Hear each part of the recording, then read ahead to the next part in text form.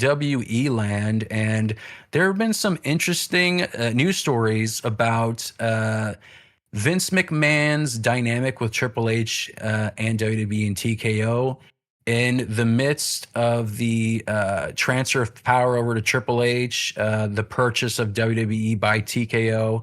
So initially, there was a lot of conversations, and I think people, like, even when we were watching, like, we were watching this pretty closely from 2022 to 2023 when everything was going down with Vince, his own personal lawsuit, the power struggles and all that kind of stuff. You could kind of tell that it's like they say Vince was gone, but then sometimes there would be weird booking decisions happening on Raws and SmackDowns that were like, this seems like a Vince McMahon idea. And lo and behold, it seems like he was actually still doing some things behind the scenes beyond what people thought his initial like retirement was. So of course, WWE is currently in the midst of this WrestleMania 42 build. Some people are saying it's lackluster. I think it's somewhere in the middle. But yeah, I mean, there's that whole story right now that WWE is talking about, basically, pitting their wrestlers against the corporate bosses at TKO. You got Pat McAfee. McAfee talking smack. He did a whole promo on SmackDown talking Big crap promo. about Cody Rhodes and CM Punk. He also even put in now Awesome between promo. now and Monday, you got 20% off for Saturday. So cringe. And also in the same promo said, don't watch Sunday because the Sunday show sucks. I mean, that's a heel tactic, but as a promotional thing, I don't know if that helps, but who's on there? Vince Russo writing this shit, bro. So there's some new reporting from Brandon Thurston at Post Wrestling that a lot of the corporate drama we talked about and speculated about was a little more intense and messier than what we've been seeing on TV and in our own conversations. So there is an investor lawsuit that's currently claiming the 2023 sale of WWE was a quote-unquote sham. And the big news this week is that the court is looking at deleted text messages between WWE President Nick Khan and Chief Content Officer Paul Triple H Levesque that paint a picture of a leadership team frankly trying to manage an unpredictable Vince McMahon during the merger. So there were a number of texts that were published in a lot of news outlets. And on the eve of the TKO merger, which was around September 11th of 2023, these texts show that the vibes behind the scenes were pretty tense. And while Nick Khan was allegedly spearheading the use of the auto delete app on Signal to keep his records clean, which is a whole other issue because that's kind of like destruction of evidence, but I'll leave that to the lawyers. Some text did survive. So on September 11th, the day before the merger, Paul Levesque said, "How's it going so far? Man, I'm wound tight today. D-Day tomorrow, expecting the worst." Nick Khan responded, but both of those messages were deleted.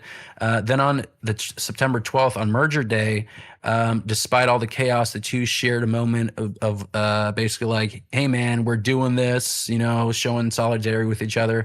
Paul Levesque's text said, "Nick, just wanted to take a moment before all the craziness today to say thank you. Thank you for getting us here. If it wasn't for you, I would have been gone a long time ago." See, that is interesting. That isn't something that I would have expected from someone who is married into the McMahon family to be like, yeah, you know what? If you weren't here, I don't think I would have been in WWE. Maybe we would have actually seen Terror Rising as All Elite Wrestling. Sooner than later.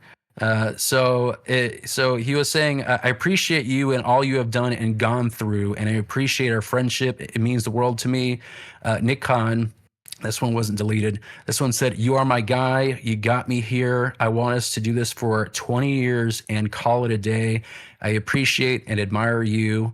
And one of the more interesting parts involves December 2023. So this is after TKO supposedly merged with WWE.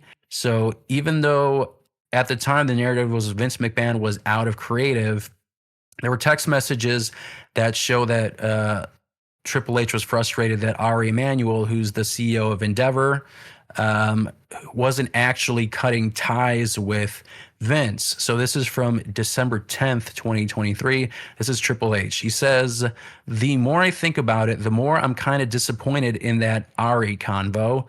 Seems like we are in the same place. I'm going to tell him to stay out of it or else," is what Ari said. Triple H said, "That's way different than I'm telling him he's done. It's over."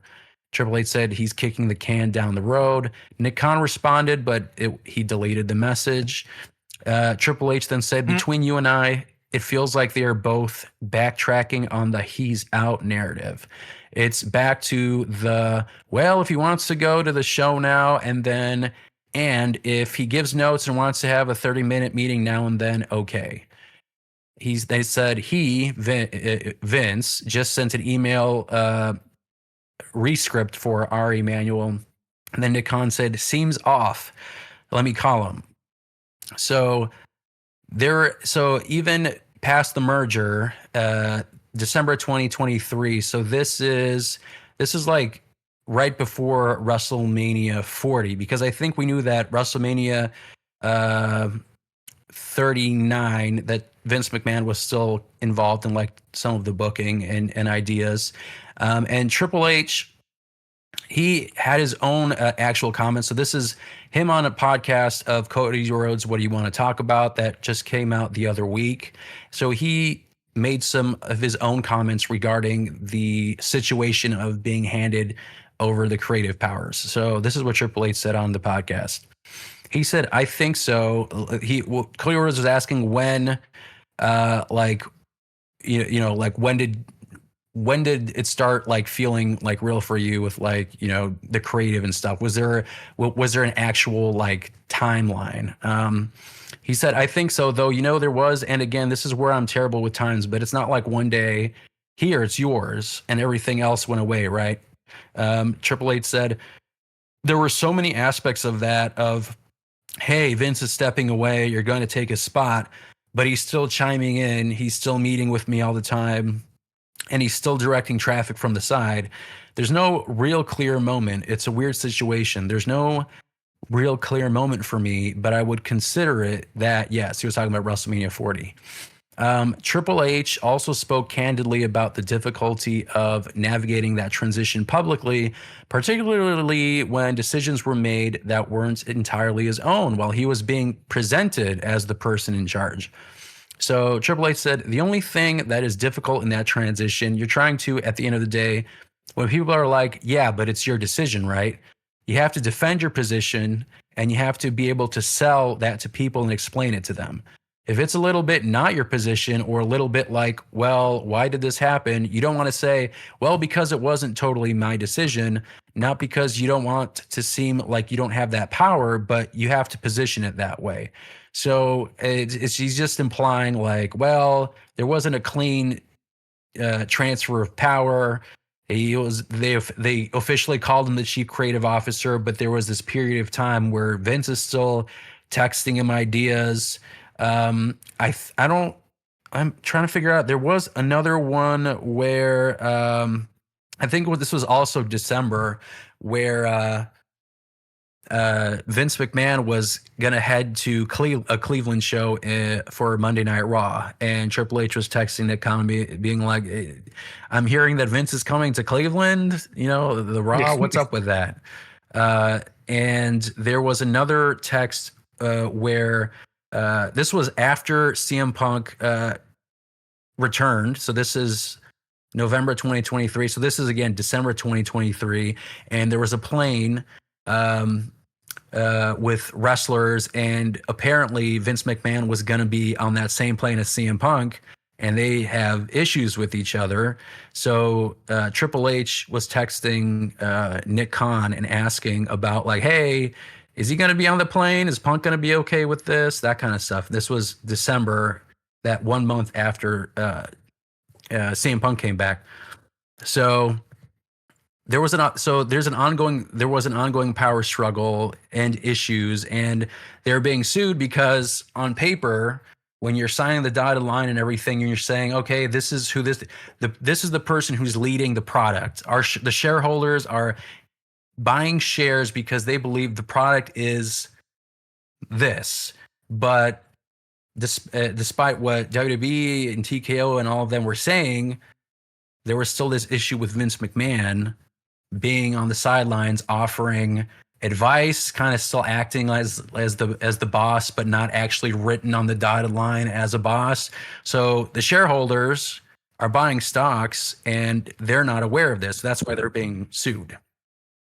So yeah, I mean, the lawsuit alleges that Nick Khan was basically spearheading the use of Signal to auto delete messages. And in the lawsuit, Nick Khan also said that he forgot what he wrote in those deleted replies to Triple H. Looking at the surviving text where Triple H says things like, I would have been gone a long time ago without Nick. Chris, how much of their friendship was actually, do you feel like it was like a survival pact to keep the company away from Vince? Like, what do you think about Triple H's and Nick Khan's relationship?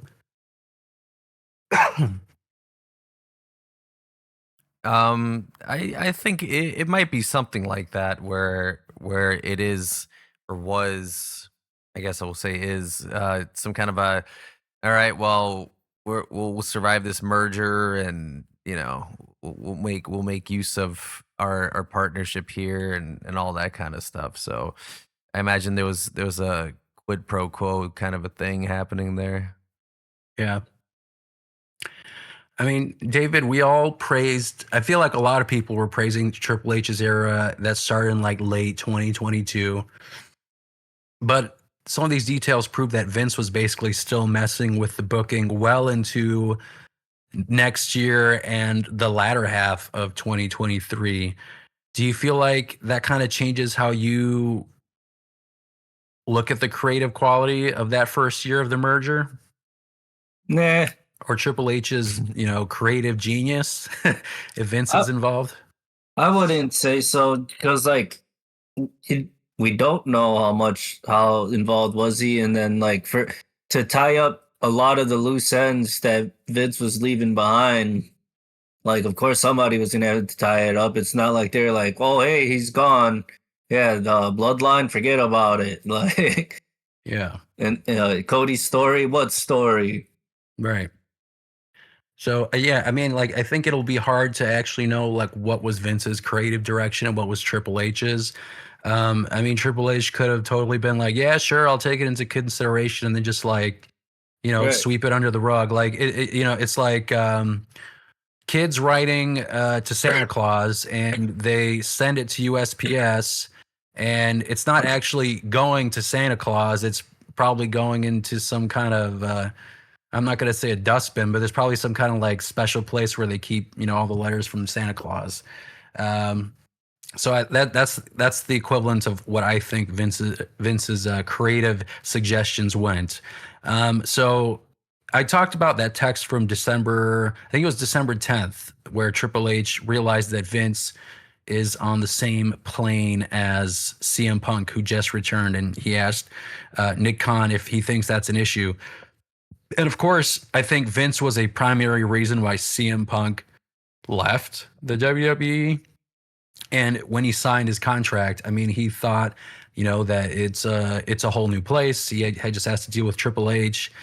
I mean, given that history, what do you guys think that plane ride was like if he was actually on that plane with CM Punk? I mean, I'm assuming he would just be cordial, but yeah, do you feel like everyone was just kind of walking on eggshells, trying to make sure that CM Punk and other new talent wouldn't like get upset and I feel like it would have been leave again? a story at that point. If that was the case, I think that would have been a pretty big scandal, kind of scandalous story that somebody would have said something, even like Punk would have commented on it or something like that.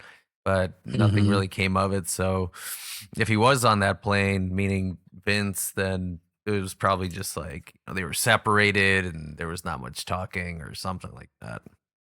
You don't Yeah. want to act out on a plane. Yeah. Right. Get that no fly. Yeah, the no fly. I mean, obviously there was the story about the plane ride from hell. Oh, that was Like private.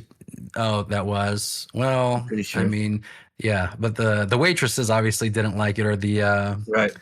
the the people who serve your drinks and stuff. So yeah, but yeah, like you said, yeah, I mean that's an issue.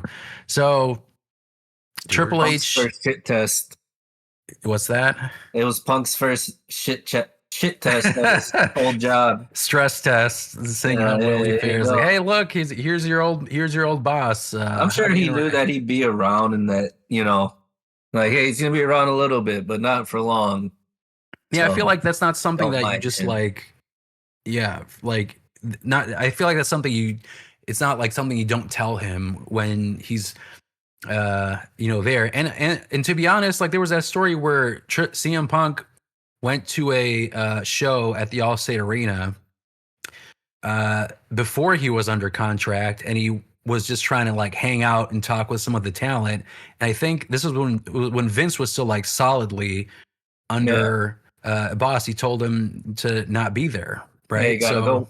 Yeah. So, so I don't think CM Punk would have been the issue. I mean, maybe Vince would have had some kind of weird problem, but I don't know. So, and Triple H admitted on Cody's podcast that there were times that he had to defend decisions that weren't actually his, just so he wouldn't have to say that it wasn't his call.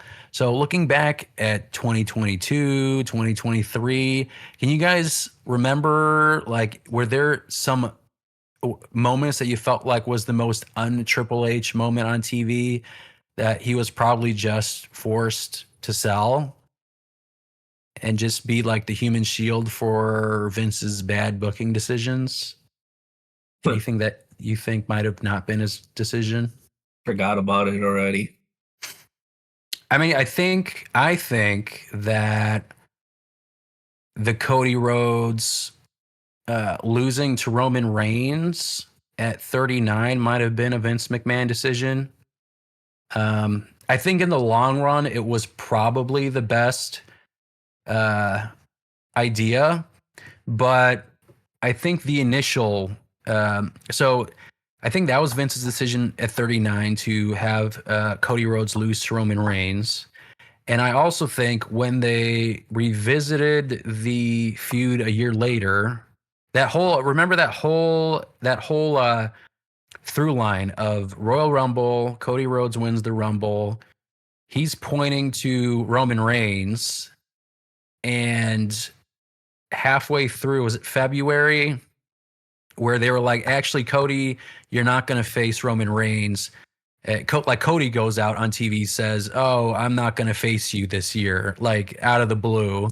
Even though that was like the most bizarre booking decision, because he pointed him at Royal Rumble. He had this whole issue, and then The Rock comes out instead, and I think that was a Vince McMahon decision. And then, of course, we had the whole "We Want Cody" stuff going up to WrestleMania 40, and then they changed the story there. So I think that was the most un-Triple H thing, I think, going in. So, Terrible. yeah. He should have waited. Nah, you couldn't make it 2 years. Like I understood like letting him cook, but like 2 years, like make them in 3 years. Nah, I would have. Maybe You next would have time, had kids. people have blue balls up until then. So I don't think That's so. all right. Chop. Y'all haven't liked them since. Yeah, and now Fickle. fickle fans, baby, people don't like Cody Rhodes, but now I think like these Cody crybabies. honestly, I feel like this Pat McAfee story is now making Cody Rhodes more sympathetic again. Like somehow he keeps on getting in this position where people are like, man, well, we got to cheer Cody Rhodes because fuck He's all we got. Pat McAfee. It was a simple story. You had Randy Orton, you had Cody Rhodes. They didn't bring up Legacy once, and they insert fucking Pat McAfee into the story and That jelly was roll Vince's decision now. right there. That's Vinnie Mac right there. Yeah, he's back, baby. Damn it, put him in. Here's an McAfee. That's some good shit, pal. Love it. So, speaking of WrestleMania,